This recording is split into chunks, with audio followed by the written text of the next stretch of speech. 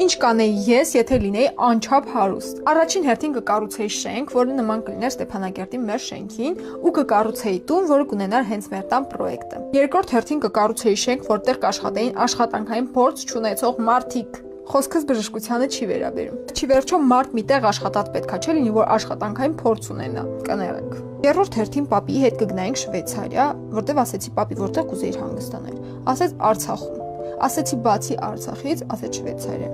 Ասեցի խի։